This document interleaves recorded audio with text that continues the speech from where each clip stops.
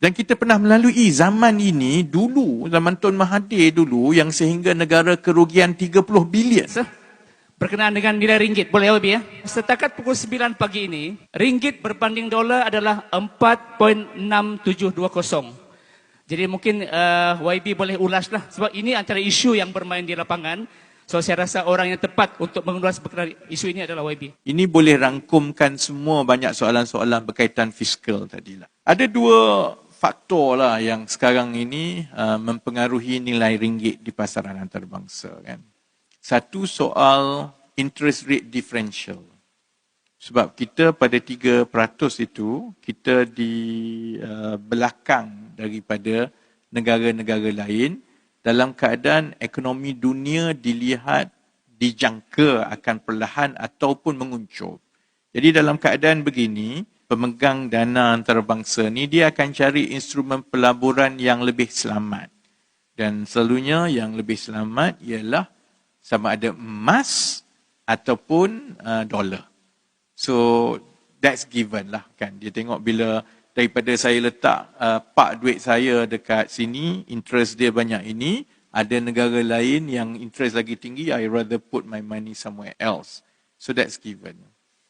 The other factor is this, dia juga mengenai kedudukan fiskal kita. Seperti yang saya dah ulang berkali-kali tadi, pasal defisit, pasal hutang kan. Dalam keadaan prospek pertumbuhan dunia perlahan dan Malaysia ialah sebuah negara dagang yang dipengaruhi oleh permintaan daripada barat, terutamanya Amerika, dan juga pertumbuhan ekonomi China. Bila prospek pertumbuhan dunia itu perlahan dan juga pertumbuhan di China itu tidak secepat yang dijangka, sudah tentu pelabur tengok ataupun portfolio manager ni tengok Malaysia ada risiko terdedah kepada perkara-perkara ini. Jadi kalau Malaysia terdedah, prospek pertumbuhan kita pun mungkin terdedah dalam keadaan fiskal kita itu dilihat tidak begitu kukuh kerana defisit, kerana hutang dan sebagainya. Jadi akhirnya dia akan kata, well, I want to see dulu how they are managing this. Jadi dia akan tengok keadaan fiskal kita, dia akan tengok growth prospect kita dalam masa-masa yang akan datang. Jadi pilihan kepada kerajaan, if you are in our shoes, kan, saya dengan Datuk Seri Anwar dan sebagainya, okay, what do you do? Orang tanya, apakah langkah-langkah kerajaan? Kalau kita mewarisi result yang besar, we can intervene in the market lah. We can buy to strengthen ringgit. Kita tak ada. Our reserve will not justify doing that. Dan kadang-kadang orang lupa, kalau kerajaan campur tangan dalam pasaran mata wang untuk mengukuhkan mata wang, kita berbelanja duit kita dan duit itu sepatutnya pada pandangan saya lebih baik dibelanjakan untuk projek-projek rakyat. Dan kita pernah melalui zaman ini dulu, zaman Tun Mahathir dulu, yang sehingga negara kerugian 30 bilion. Itu yang dulu kita kerugian mata wang sampai 30 bilion itu ialah kerana Malaysia sebagai sebuah negara yang kecil ingin bermain pasaran mata wang. And you want to intervene and you want to make money out of the currency. We lost 30 billion. So I don't think we want to go there. Maksudnya, kita tidak ada kemampuan kewangan untuk tempoh yang pendek untuk bermain pasaran mata wang seperti mana Singapura buat. Singapura can do it.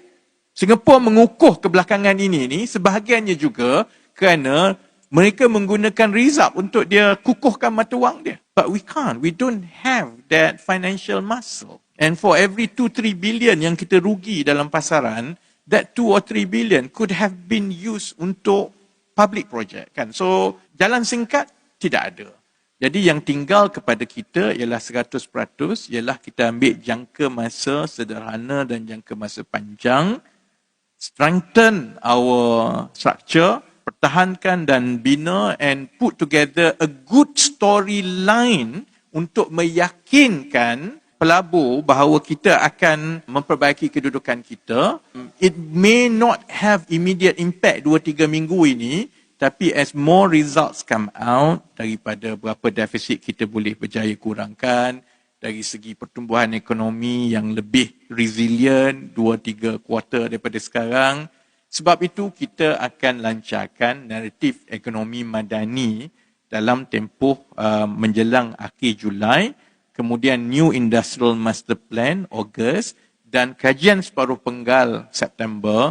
Gabungan ini akan dokumen-dokumen dan dasar-dasar ini akan boleh menggabungkan naratif yang baik kepada pelabur-pelabur supaya mereka lebih yakin bahawa we have a plan and we are sticking to our plan and it will bear fruition insyaAllah, dan when it rebounds but as it is now, saya tak nampak lah dan saya tak setuju kalau ada sebarang tindakan jangka pendek sebelum kita selesaikan dahulu masalah-masalah struktur kewangan dan ekonomi. Bantu kami dengan klik like, komen dan share.